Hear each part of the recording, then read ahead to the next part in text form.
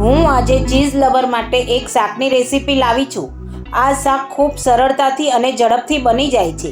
આ શાક બનાવવા માટે કોઈ પણ જાતની ગ્રેવીને અલગથી બનાવવાની જરૂર નથી। આ શાક તમે રોટલી, પરોઠા, ભાખરી, નાન સાથે ખાઈ શકો છો। હું Pinky Shah, match wife with પિંકીમાં આપનું સ્વાગત છે। આ શાક બનાવવા માટે આપણે એક મિક્સર જારની અંદર 2 નંગ ટમેટાના મોટા ટુકડા કરીને લેશું। તેની અંદર કોથમીરના ડાખડા 1 મુઠ્ઠી જેટલા લીધા। તેની અંદર 8 થી 10 નંગ કાજુ, 8 થી 10 નંગ લસણ, 1 થી 1.5 ચમચી જેટલું લાલ મરચું નાખ્યું। તેની ખૂબ જ ઝીણી પેસ્ટ બનાવી લીધી। મેં આ પેસ્ટની અંદર કાશ્મીરી લાલ મરચું નાખ્યું હતું। આ પેસ્ટને ખૂબ જ ઝીણી વાટવી।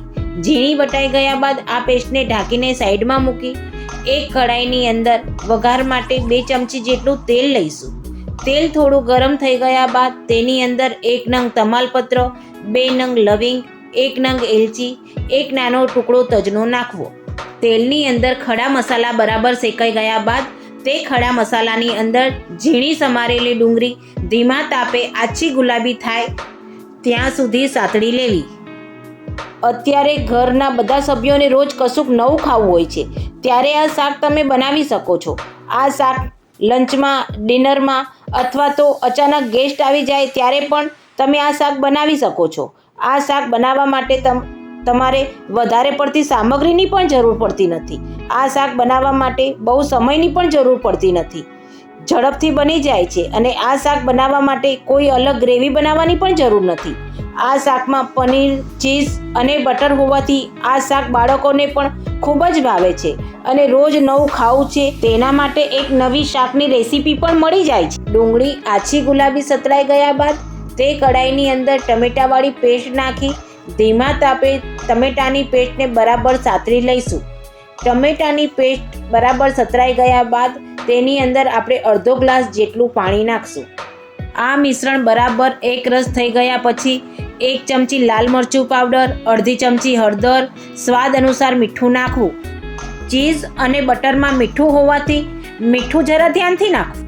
1 નાની ચમચી જેટલી કસ્તુરી મેથી હાથેથી મસળીને નાખવી અને 1 નાની ચમચી ગરમ મસાલો નાખી બરાબર હલાવી લેવું। બધું બરાબર મિક્સ કર્યા બાદ 200 ગ્રામ પનીરના મોટા ટુકડા કરી ગ્રેવીમાં નાખવા। પનીરના ટુકડા નાખ્યા પછી પનીરને 1 થી 2 મિનિટ ગ્રેવીમાં ચડવા દેવું। પછી તે મિશ્રણની અંદર 2 ચમચી દૂધની તાજી મલાઈ નાખવી। મલાઈ નાખ્યા બાદ બરાબર હલાવી લીધા પછી 100 થી 150 ગ્રામ ચીઝના મોટા ક્યુબ કરીને નાખવા।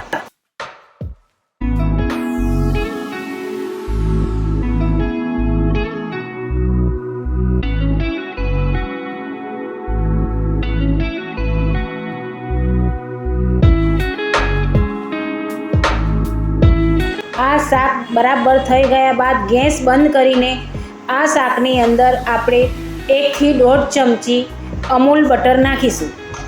અમૂલ બટર ના હોય તો તમે ઘરનું બટર પણ નાખી શકો છો। છેલ્લે આ શાકમાં બટર નાખવાથી આ શાકનો ટેસ્ટ ખૂબ જ સરસ આવે છે। ચીઝ, પનીર, બટર મસાલા શાક તૈયાર છે। આ શાક તમે એક વખત જરૂર બનાવજો। મારા ઘરમાં તો આ શાક બધાને ખૂબ જ ભાવ્યું હતું, પણ તમે બનાવીને કહેજો કે આ શાક કેવું બન્યું હતું। By friends.